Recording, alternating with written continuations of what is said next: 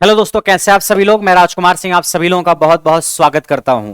दोस्तों, आपके लिए एक खबर यह है कि अगर आप एसएससी जेई में नौकरी करना चाहते हैं और एसएससी जेई का जो सबसे डेकोरेटेड डिपार्टमेंट है जो कि सीपीडब्ल्यूडी है, केंद्रीय लोक निर्माण विभाग, उसमें नौकरी की अगर आप चाहत रखते हैं तो आपके लिए खबर यह है कि इस बार एसएससी जेई 2022 में संख्या जो होगी सीट्स की वो ठीक ठाक होगी, चाहे आपकी ब्रांच सिविल हो या आपकी ब्रांच इलेक्ट्रिकल या मैकेनिकल हो। अलग अलग डिपार्टमेंट्स में जो सीट्स हैं उसकी जानकारी आपके पास है, कुछ की जानकारी नहीं, आपको फ्यूचर में मिल जाएगी। अभी आज मैं केवल बात करूंगा सीपीडब्ल्यूडी में कितनी सीट्स इस बार 2022 में आने वाली हैं, इलेक्ट्रिकल ब्रांच से, मैकेनिकल या फिर सिविल ब्रांच से। तो अगर हम बात करें सीट्स की तो देखो, फाइनल जो सीट्स आएंगी वो आपको जो फाइनली एसएससी बताएगा वही सीट्स मान्य होंगी। अंतिम निर्णय स्टाफ सिलेक्शन कमीशन का होगा, लेकिन हम एक अंदाजा लगा रहे हैं किस बेसिस पर। कल 13 सितंबर को एक आरटीआई का जवाब आया है। कल एक आरटीआई डाली गई थी जिसका जवाब कल आया है और उसमें यह पूछा गया था कि इस बार 2022 में सीपीडब्ल्यूडी में कितनी सीट्स आने वाली हैं एसएससी जेई के थ्रू। तो डिपार्टमेंट ने यह कहा है कि सीपीडब्ल्यूडी ने एसएससी को जो नोटिफाई किया है, जो इंफॉर्मेशन दी है वो ये दी है कि सिविल ब्रांच की इतनी सीट्स खाली हैं और इलेक्ट्रिकल और मैकेनिकल ब्रांच की 262 सीट्स खाली हैं। ये सीटों की संख्या सीपीडब्ल्यूडी डिपार्टमेंट के द्वारा एसएससी को बताई गई है कि सिविल ब्रांच में इतनी सीट्स खाली हैं, इलेक्ट्रिकल और मैकेनिकल ब्रांच में इतनी सीट्स खाली हैं। अब सीपीडब्ल्यूडी ने एसएससी को बता दिया। अब हो सकता है कि इसमें कुछ सीटें कम हो जाएं या हो सकता है थोड़े बहुत चांस कुछ सीटें बढ़ जाएं। बढ़ने के चांसेस तो कम ही लगते हैं, लेकिन आप ये अंदाजा लगा सकते हो कि इसी के आसपास सीट्स रहती हैं। कई बार क्या होता है कि एसएससी सारी सीटों पे वैकेंसी ना निकाल करके कुछ कम कर देती है सीटें, बट एक अंदाजा आप लगा सकते हो कि कितनी सीट्स आने वाली हैं। तो ये जो सीट्स की संख्या लिखी गई है ये सिर्फ सीपीडब्ल्यूडी डिपार्टमेंट की है, पूरे एसएससी के जेई की सीट्स की संख्या नहीं है। इसमें एमईएस की सीट्स नहीं शामिल हैं, इसमें सेंट्रल वाटर कमीशन की सीट्स नहीं शामिल हैं, इसमें बीआरओ की सीट्स नहीं शामिल हैं, या और भी जितने डिपार्टमेंट हैं उसकी सीट्स नहीं खाली शामिल हैं।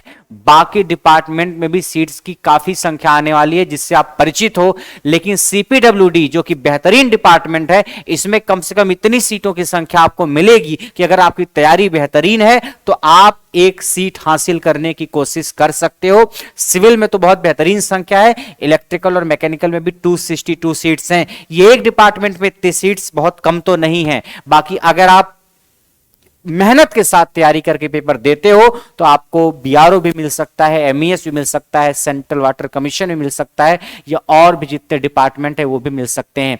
ये सीट्स कंफर्म सीट्स नहीं है, बट ये आप अंदाजा लगा सकते हो कि रफली इतनी ही सीट्स आने वाली हैं, क्योंकि जब डिपार्टमेंट ने एसएससी को ये बता दिया कि मेरे पास इतनी सीट्स हैं तो इसी के आसपास सीट्स आने के अंदेशा है।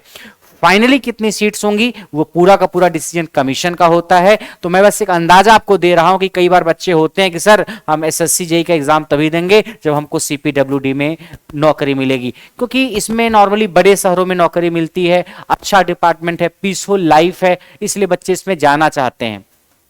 इसके अलावा अगर आप इसके बैच की तलाश में हो तो इसका बैच करियर विलैप पे चल रहा है। करियर विलैप पे टेक्निकल के बैचेज स्टार्ट हो गए हैं, चाहे वो जूनियर इंजीनियर के एग्जाम के बैचेज हो, चाहे आईटीआई के एग्जाम के बैचेज हो। आपको ये बैच अगर करियर विलैप से ज्वाइन करना है तो आपके फोन में सबसे पहले तो करियर विलैप होना चाहिए। आप करियर विलैप डाउनलोड करिए, अपना मोबाइल नंबर, ईमेल आईडी उसमें रजिस्टर करिए। उसके बाद ऐप जब आप खोलोगे तो क्या करना है आपको, सबसे पहले सबसे नीचे ऐप में एक लाइव क्लास का ऑप्शन आएगा, उस लाइव क्लास पे आप क्लिक करना। जब लाइव क्लास पे आप क्लिक करोगे सबसे नीचे एक ऑप्शन जो आ रहा होगा तो एक सेक्शन आएगा एग्जाम का, जिसमें आईएएस, पीसीएस, रेलवे, मतलब अलग अलग एग्जाम का सेक्शन बना होगा। IAS, PCS, railway, SSC, banking, ऐसे करके। उसमें थोड़ा और दाएं जाओगे आप तो जेई एंड आईटीआई एग्जाम का एक सेक्शन बना होगा। जेई एंड आईटीआई एग्जाम के सेक्शन पे आप जैसे ही क्लिक करेंगे जितने भी बैचेज जेई या आईटीआई के चल रहे हैं वो सारे के सारे बैचेज आपको दिख जाएंगे।